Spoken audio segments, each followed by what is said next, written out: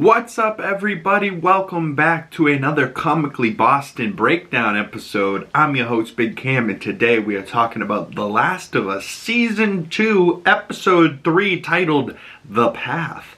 And very, very interesting episode. This is definitely the most different episode from the game and diverging off the game's path so much.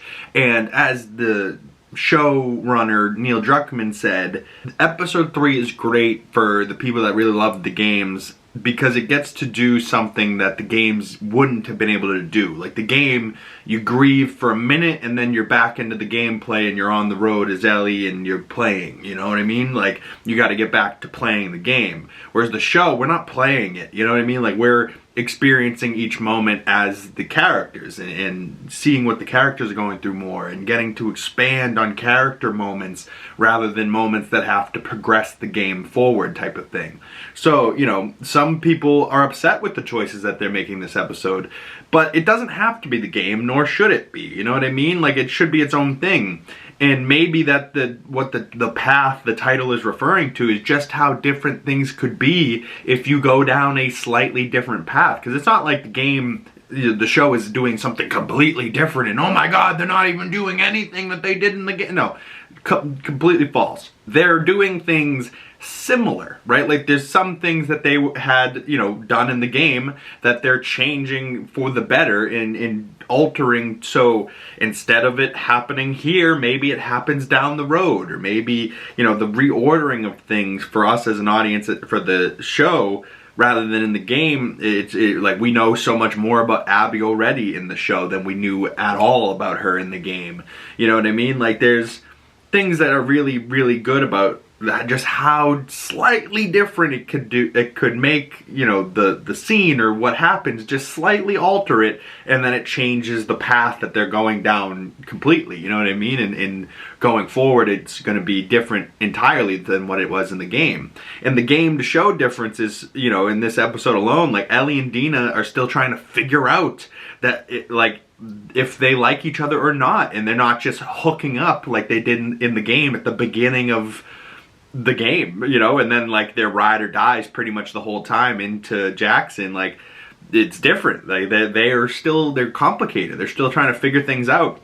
And in the game, Tommy leaves to go out to Seattle before Dina and Ellie, and Dina and Ellie, you know, go after pretty much Tommy in the game, you know what I mean? Like they're not the first ones to leave like they are on the show here. Also in the game, there is no like community of Jackson council that they have to go present their ideas to, you know? So like it's very interesting the differences between the show and the game and how drastically things can be different just by adding something as simple as like making the community a bigger beat and then having Tommy defend Jackson in the Battle of Jackson versus that horde, versus in the game, there isn't that whole battle, and Tommy's with Joel when he dies, you know, so Tommy's a lot more angry. He's got the pistol whip to the head injury, you know, like he's ready to go after them just as much as Ellie. In the game, in the show, it's different, you know, he's not. Obviously are coming off of Joel's death last week, so this episode is spent mostly mourning Joel, and Ellie promised all of them that she would kill them all before getting kicked in the chest and, you know, maybe collapsing a lung by Manny. And also Tommy was defending Jackson in the battle versus the Horde. And we open this episode on, you know, the aftermath of that in a dead, crispy infected outside of the walls, and just piles and piles of burning, crispy infected, just, you know, like embers in a fire, just kind of crackling, you know what I mean? Like the burning out of a fire pit. And yeah, like all of these dead infected just burning. And then we cut to a shot of Joel's watch, and a woman is cleaning Joel's body. And then Tommy comes in and takes over for her, and, you know, walks over to Joel's body and looks at his face and is almost like disgusted just seeing what they did to his brother's face, his big brother.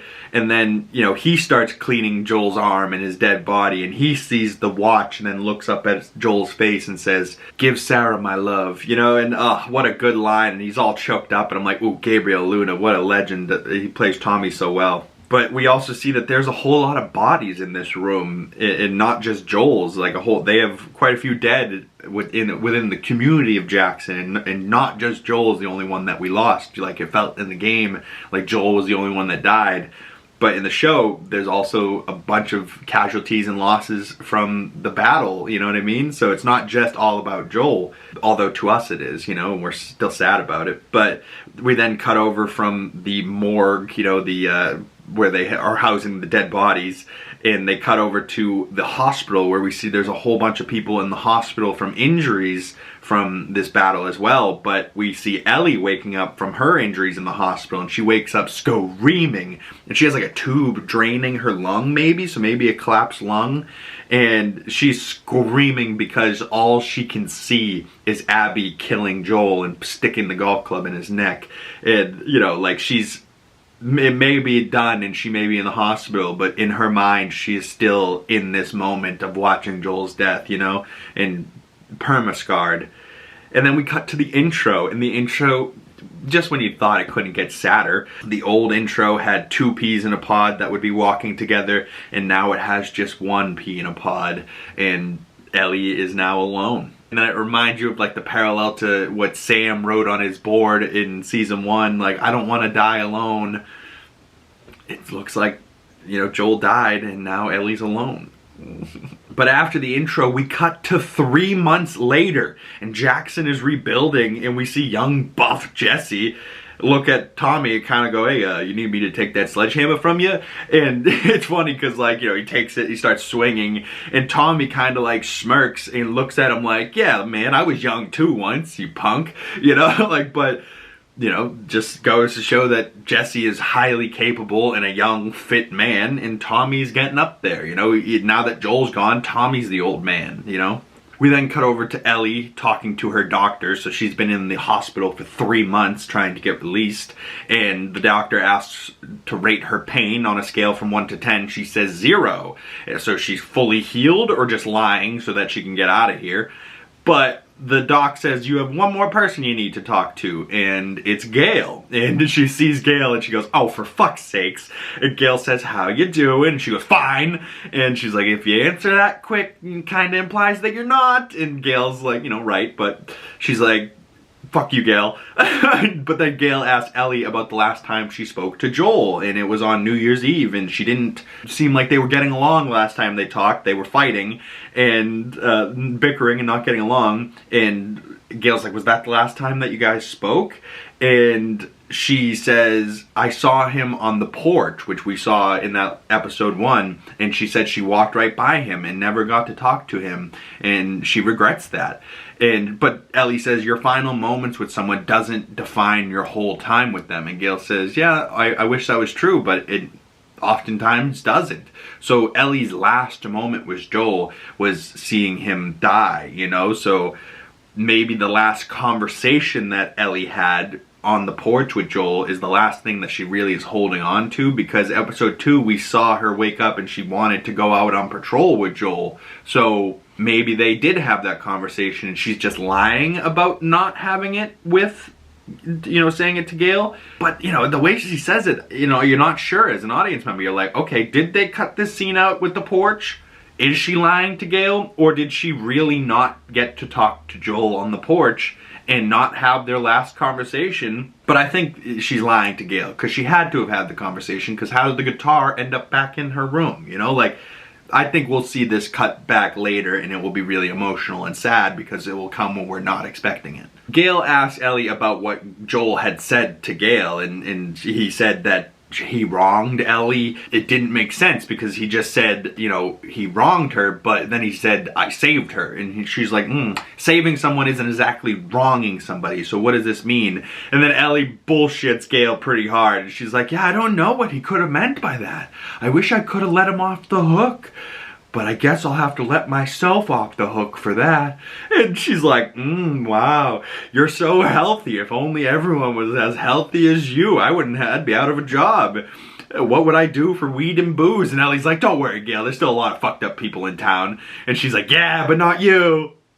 And, and Ellie's just kind of like, okay. And then she walks out and you're like, Oh boy.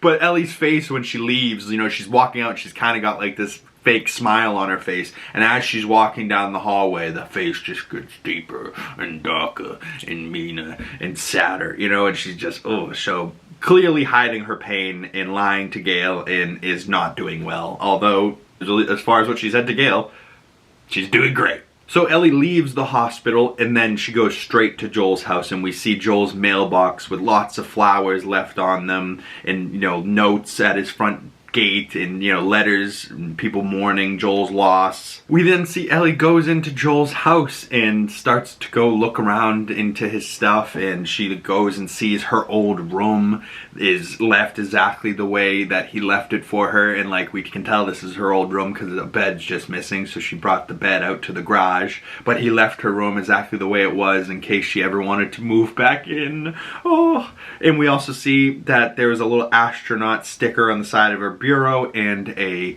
Indiana Jones-esque hat on top of her bureau, which is definitely maybe from a flashback scene where he takes her to the zoo, which we might see later this series. I mean, I think all of us would like to see that scene, but also it's gonna hurt so much more now that Pedro's gone, you know what I mean? Like, oh, fuck. But she goes into Joel's room and sees his wood carving hobby, and we see an owl wood carving, and this was actually something from the game where you walk through Joel's house and in one of the rooms he had like a horse he was carving out of wood. And I used to be a carpenter, so this is something I was actually thinking about getting into myself for quite a while, just with like some chisels and some mallets and just like a block of wood and just chiseling it down into something that's art, you know, like scratches that itch of woodworking, working with your hands, and also that art, you know, like I love art and little pieces and little pieces you could put on shelves and, like, you know, display.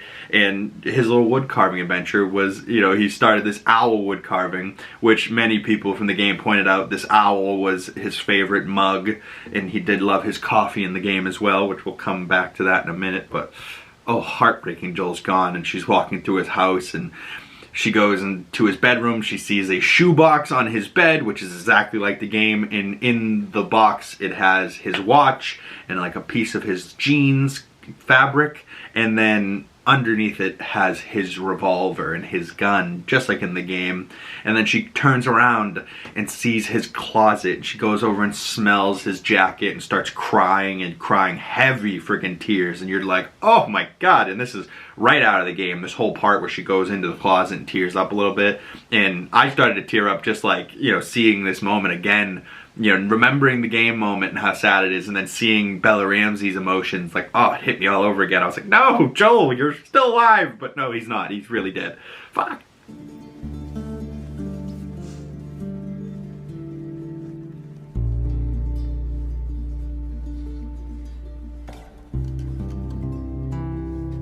Oh man, just poor Ellie, just ugly crying and using his jacket to dry her tears, and, you know, a moment straight ripped out of the game, and using the jacket that he wore all of the first season, like, But as she's in the middle of crying, Dina walks in, right? So this is a little bit changed from the game, but this is what I mean, like little slight differences doesn't make the game and the show completely different.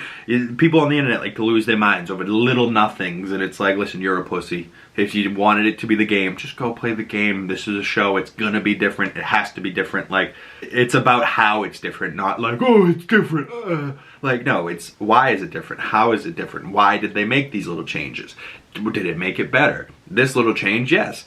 In the game, Ellie and Dina, you know, walk from Joel's tombstone, which is like just down the road from his house, and walk to his house and walk in, and you see Ellie's hand shaking, and then Dina waits for her as she walks through the house, and we as Ellie walk through his house and mourn as long as we need to. But in the show, Ellie's in there alone and she's crying, you know, in the closet, and as she's crying, this is when Dina walks in and goes, Ellie, Ellie, and she's like, oh fuck, I'll be right down, you know. She's trying to fight back the tears, dry her tears, because she doesn't want to embarrass herself in front of this girl that she likes, you know, but also her friend Dina. And Dina waits for her downstairs. Ellie comes down, and we find out that Ellie, when she was in the hospital, Dina came to see her a whole lot and all the time. And apparently a lot, so much so that Ellie was like, thanks for coming to visit me. And she's like, you do the same. And she was like, yeah, but not as much as you did. And she's like, yeah, well, maybe. And we find out that Dina has made her peace offering cookies because what she's about to tell Ellie is going to make her angry. And we find out that Dina lied to Ellie about knowing anything about the people that killed Joel. And Ellie's pissed that she cost them time, but the doctors and Dina wanted Ellie to heal, and it was all wreckage and funerals for weeks, so nobody was going anywhere after what happened and after the Horde attacked Jackson. And 3 months later, they're still repairing Jackson, and it's not fully repaired. And Dina makes a great point that if all she knew was where the WLFs were going, then maybe we should wait for them to get there instead of trying to track them on their way back there. You know what I mean? And following them. Why don't we go and get them when they're back? And, you know, once they're back, they're probably not expecting anybody to be coming after them, you know, like they made it home safe type of thing. Ellie hears this point and realizes it's a good point, but then Dina leans in and goes, I loved him too, you know. And they both kind of hold back tears, and then Dina pushes the cookies across the table and Ellie eats one and, you know, kind of, you know, hey, peace offering, here's the cookie, the peace offering. And then Dina goes, okay. So she starts with the names, starts naming Manny, Owen, Nora, Mel, and then the girl with the braid, Abby. And where are they from? WLF, which stands for Washington Liberation Front, or the Wolves. Not very creative with their WLF. What's going to be our logo? Why don't we call ourselves the Wolves, the WLFs? Pussies. But just Dina and Ellie know, so Ellie goes to Tommy and starts to fill him in, and she's like, if it were you, Joel would be halfway there by now. And this is actually a change from the game, because in the game he's like, well, what about Maria? And he starts bringing up points that Maria has been making to him about why they shouldn't go to Seattle.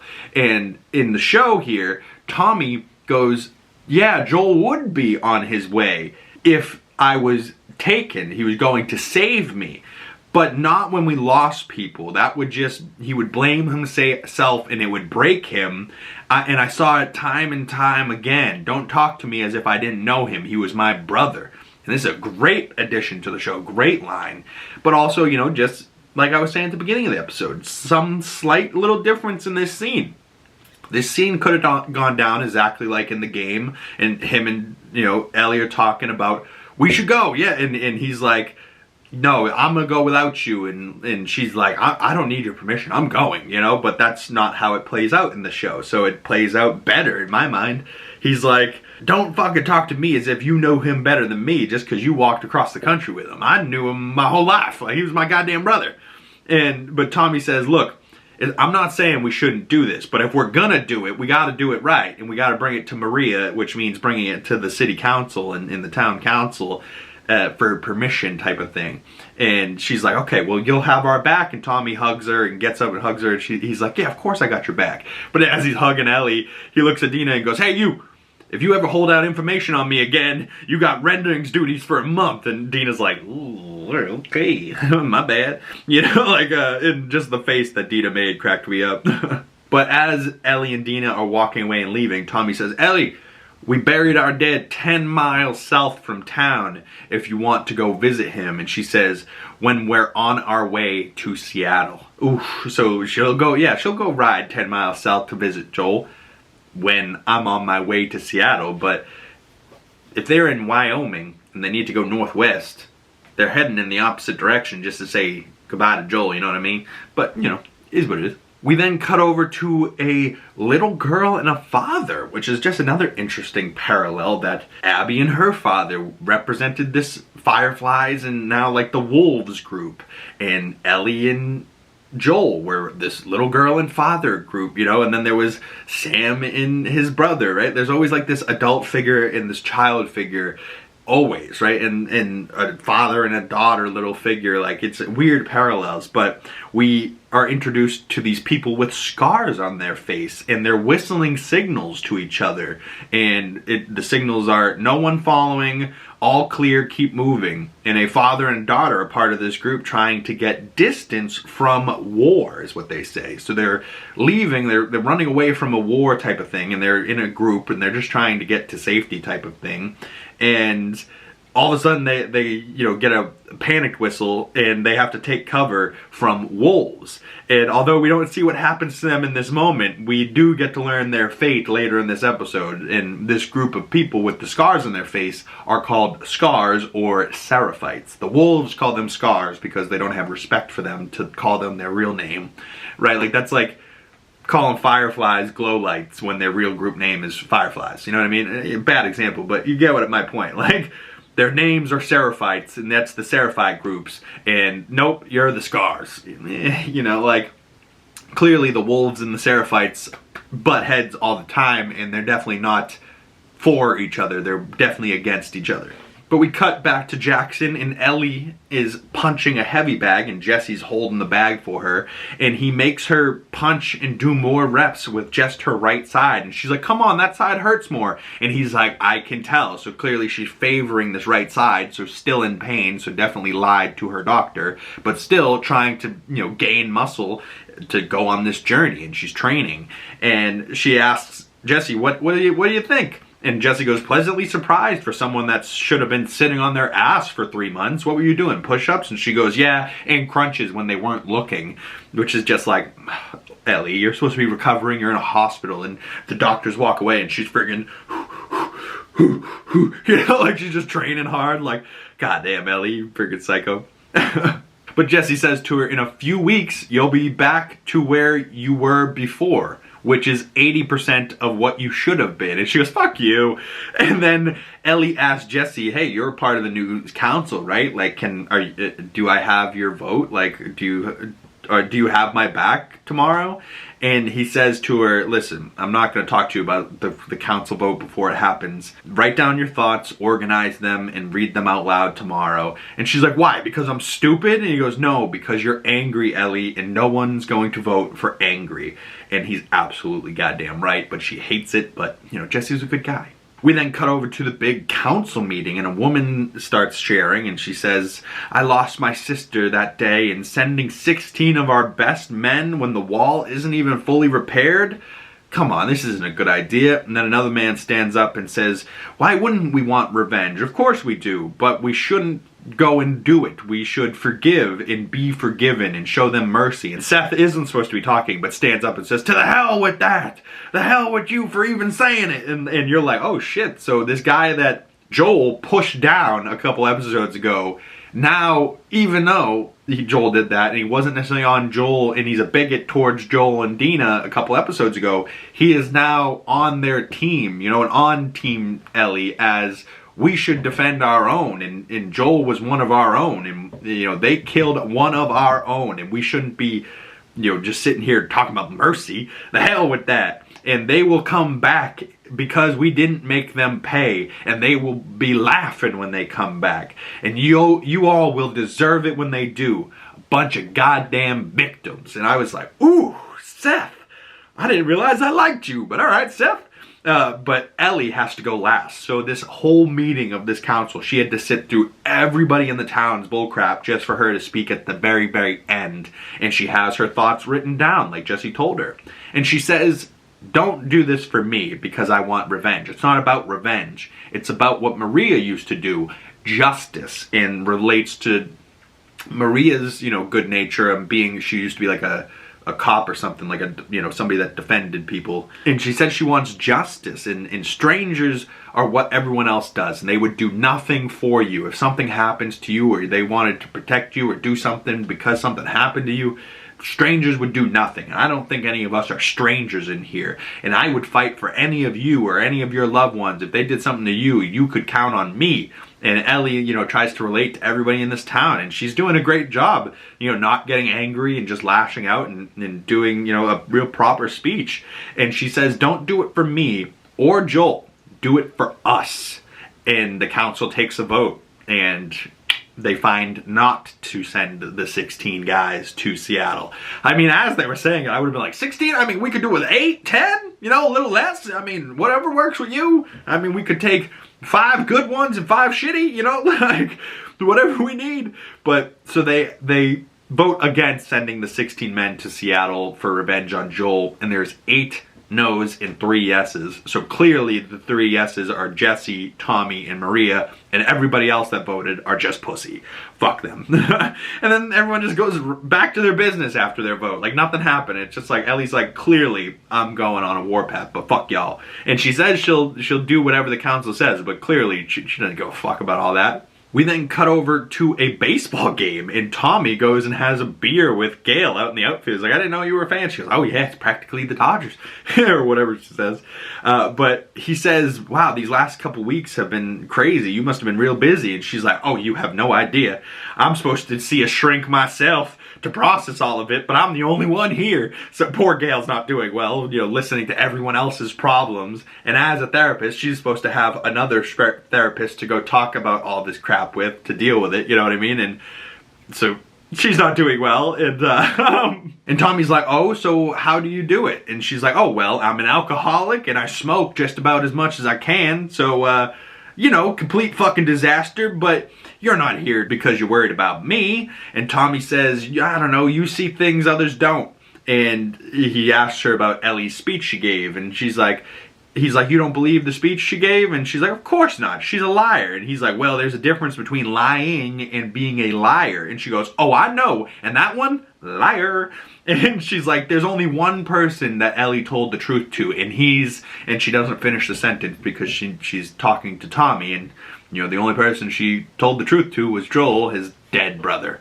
And Tommy is worried about Ellie and doesn't want her to go down the same path as Joel. And Gail's like, it's not nurture, it's nature. And if she's walking down a path, it's on her own. And I think they've been walking the same path all along. And it's parallels to the intro with the 2 peas in the pod now being one. Ooh. So now Ellie is all alone. And it's very sad because, you know, I think Gail's right. You know, it's not nurture. It's her nature. You know, she isn't a killer because she saw Joel and she wanted to be like Joel. She's been a killer since day one. You know what I mean? Like, she's a beast. But we then cut over to Ellie in her garage with a small arsenal. You know, like there's just guns everywhere. And there's a knock at the door. And she's like, oh shit, there's no way I can hide all of this. And she's just like, who is it? And she's like, Dina. And she's like, I think I'm gonna go to bed. And she's like, yeah, I don't think you're going to fucking bed. I don't think that's what you're doing at all. And she like lets Dina in. Dina's like, what are you doing? And Ellie's like, don't try and talk me out of this. And she's like, oh, is that what you think I'm doing here? So what's your plan? And Ellie goes, go to Seattle, kill Abby. Oh yeah? What route you gonna take? And she goes, northwest.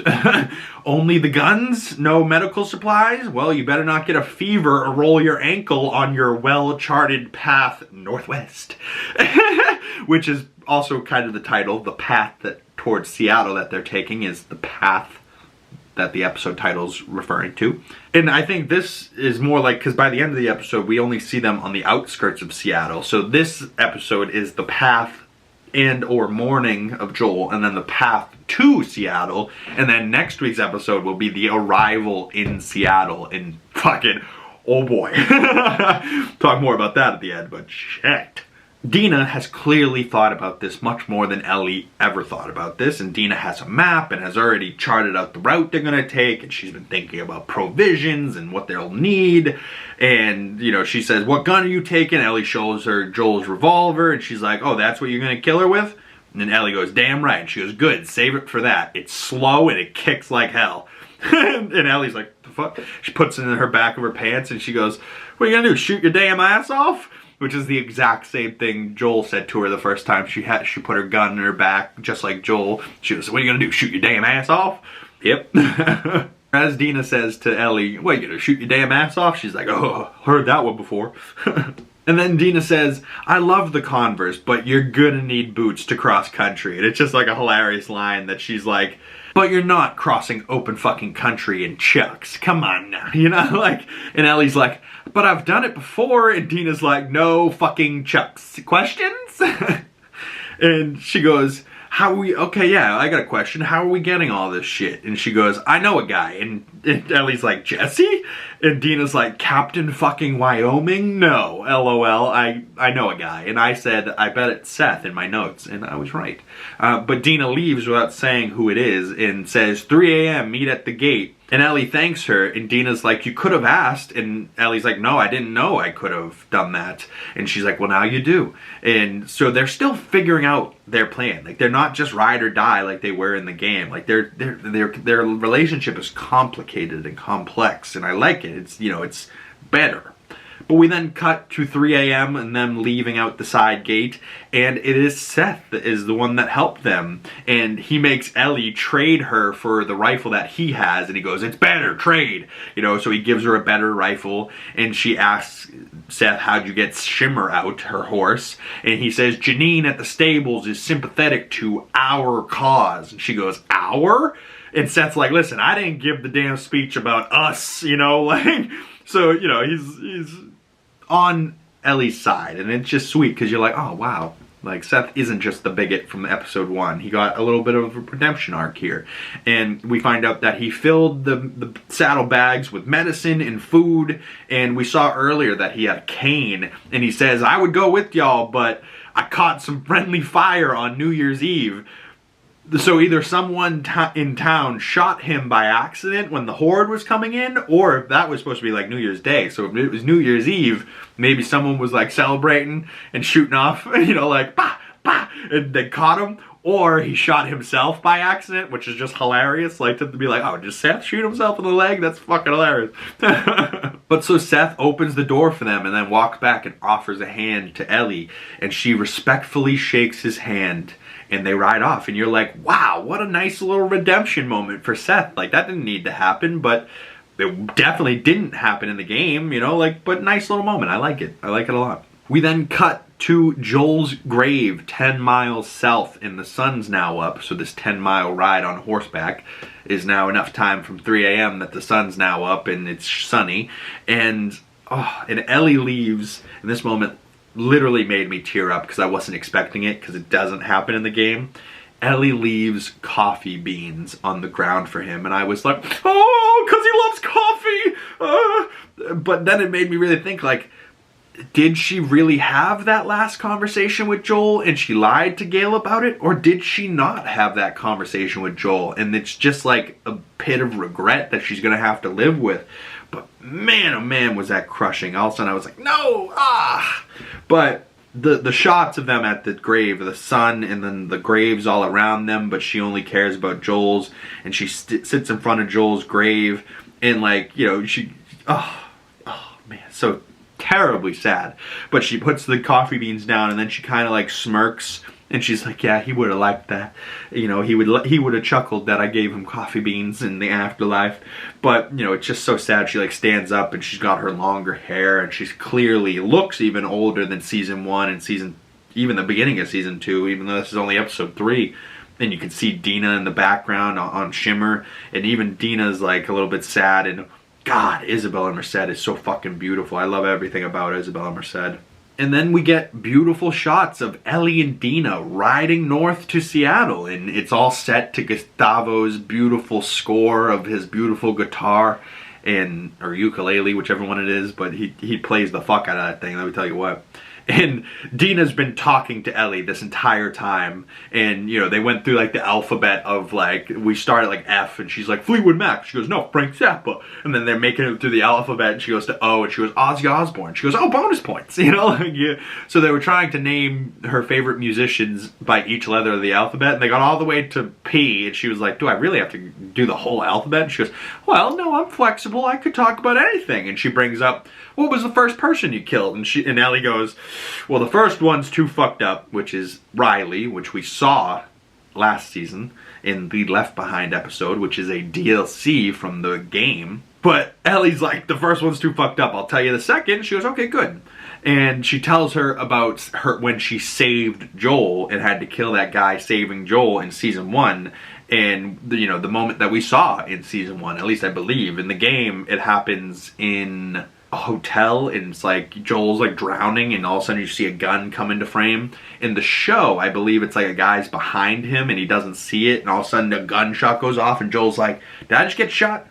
Where'd you get that gun? You know, that type of thing. I haven't seen season 1 in a couple of years, but she brings up the second person she ever killed to Dina, and Dina's like, oh, I'm sorry. And she goes, you're sorry because I killed somebody? And she's like, you know, I'm just on your team. I'm a ride or die. But then Dina looks up at the sky and goes, I think it's going to rain soon. And she's absolutely right. And Ellie's like, how did you know it was going to rain? And come on so fast. And Dina's like, because I'm a witch. So then they set up camp for the evening, and Dina looks like she's about to go to sleep, but then she rolls over and says, okay, I have a question about New Year's Eve, and it's that kiss.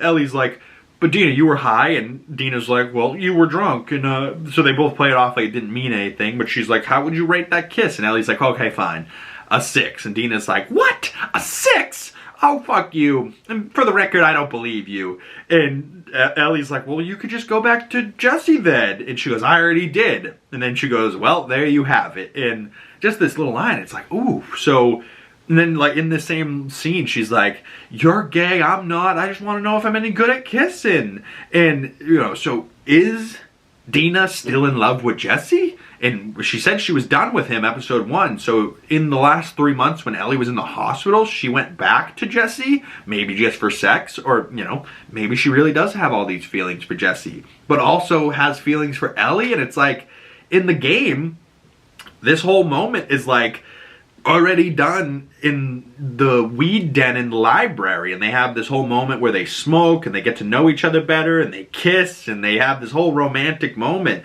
and then afterwards they have sex, and then like she tells her about the scars, and they're like comparing scars, and she tells her about her bite and the chemical burn and the tattoo covering all of it, and then Dina's like on top of her like, listen, I told you a real story. She goes, I did tell you a real story. And then Jesse runs in, and that's when they go in the game to then find Joel getting beaten to death by Abby. So it's different in the show. It just is. Because if they were already had sex other than just their one kiss, right? And they had already hooked up in the library, and they were already having this moment together, and they were already like fucking and ride or die before they leave for Seattle, it changes it entirely, because in the show now they haven't hooked up and they haven't really been together. They're still figuring it out. Ellie has a crush on her, but she doesn't know if Dina actually likes her back, and it's like complicated and complex, which a lot of relationships in real life are. But also like Joel's now dead on top of it, like that's making it even more complex. And I like it because it's making this relationship and the complexity of them being friends turning into lovers type of thing, and we're going to see it throughout the season rather than just right at the beginning and then they're just together throughout the whole game. Like, I like that the show is making this relationship build over the course of the season. But I love in this scene that Dina goes, does he strike you as sad, talking about Jesse? And Ellie's like, Jesse? Yeah. Has he ever told you why? And Dina's like, I think he's just deep down inside, you know, he's sad. He's just like that deep down inside. At least I hope, because if it's not that, then it's me. And then says goodnight, and then like rolls over and goes, Ellie, are you still awake? I wasn't that high. You know, and she's just like, you know, has to double down like, hey, I wasn't really that high that night I kissed you, but also making Ellie even more confused. Like, you just said I went back to Jesse, but now you're asking me about that kiss, and then you're saying, hey, I wasn't that high that night that we kissed. Like, I was still like fairly sober. And I don't know about you, I've never been so high that I've not been able to control my actions. You know, like weed does not affect me like alcohol at all. At all. Nor does I think it affect anybody like that. But I have the clip of this whole scene with them in the tent, and I like it a lot, so I want to, you know, I want you guys to see it. That came on fast. How the fuck did you know that was gonna happen? I'm a witch. Clearly.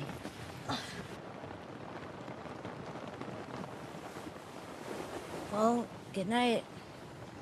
Night. Okay, but I have a stupid question.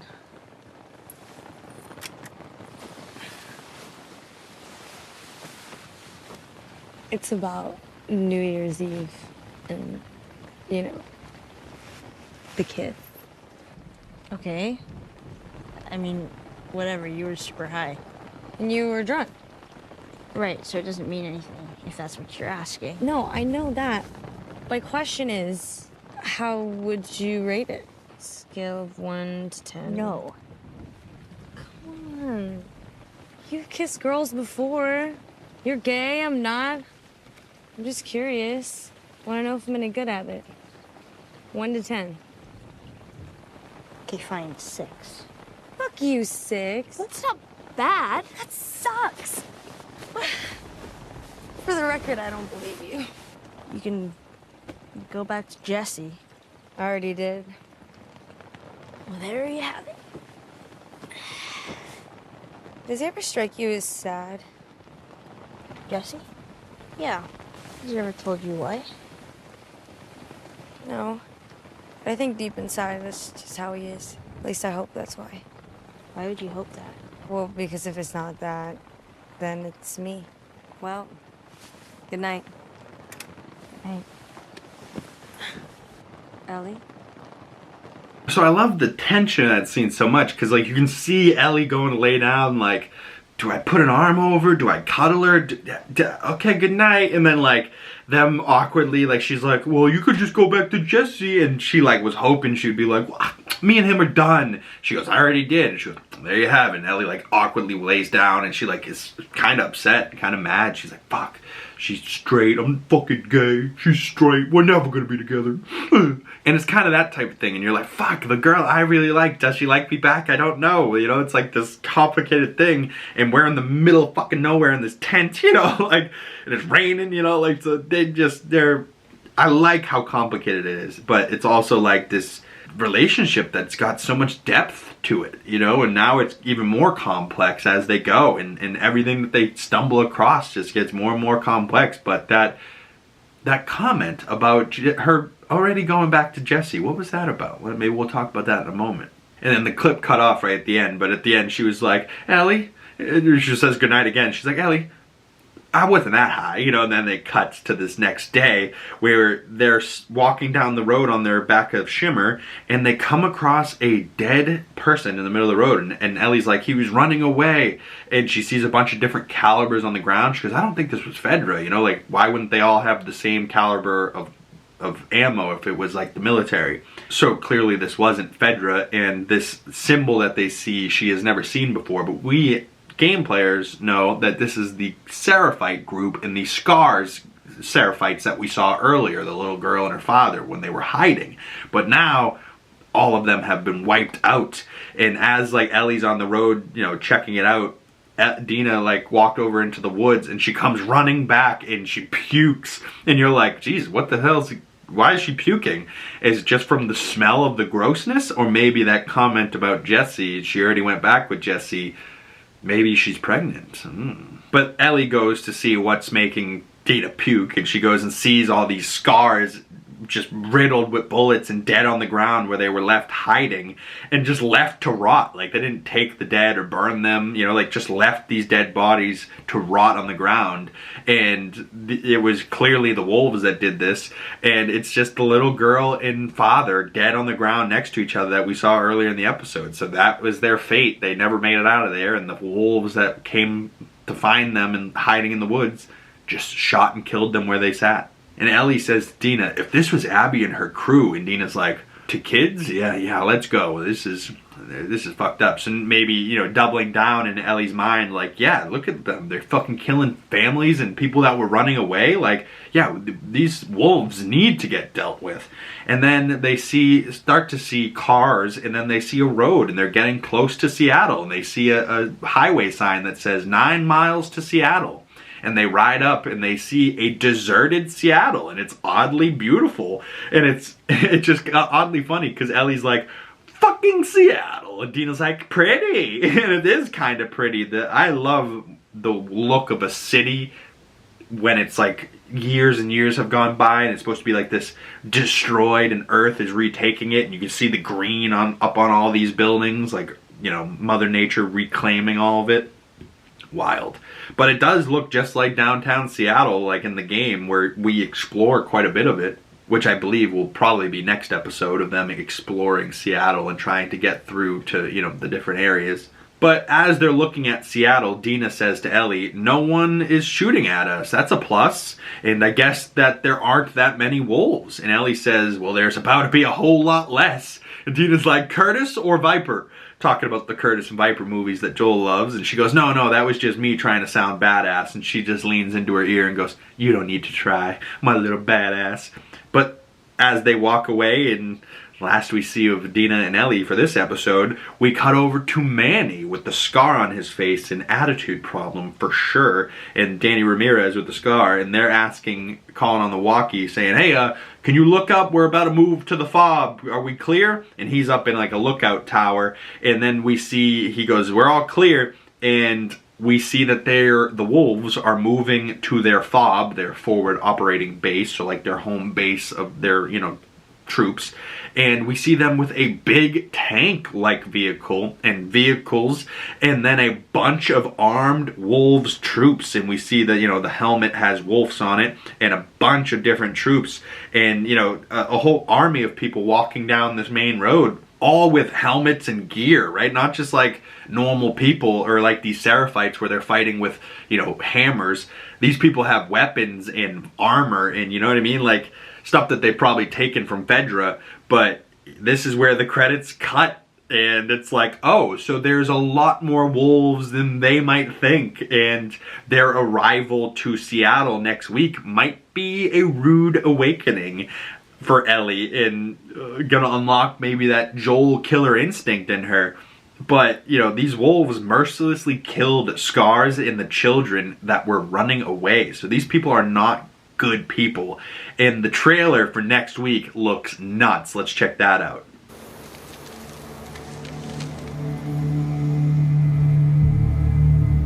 You Isaac?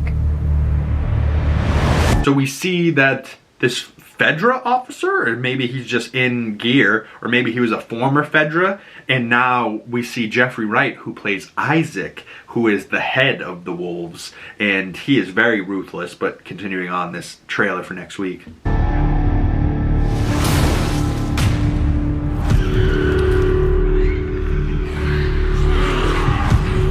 So Ellie and Dina are in this tunnel, and Dina's counting how many infected they hear. So this might be the crazy scene in the game where they're running away from chased infected.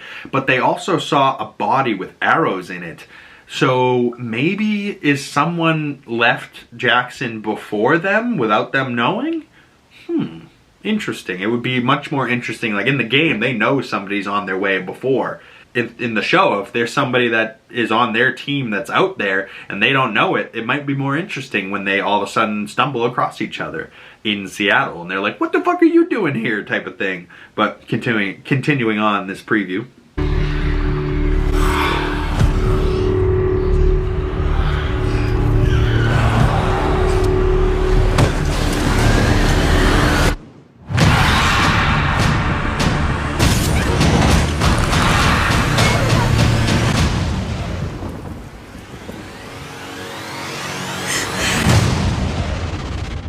Oh my god, so that horde of infecteds coming after them. Isaac's got somebody like tied up naked and bloody, so he's beating this person for information type of thing.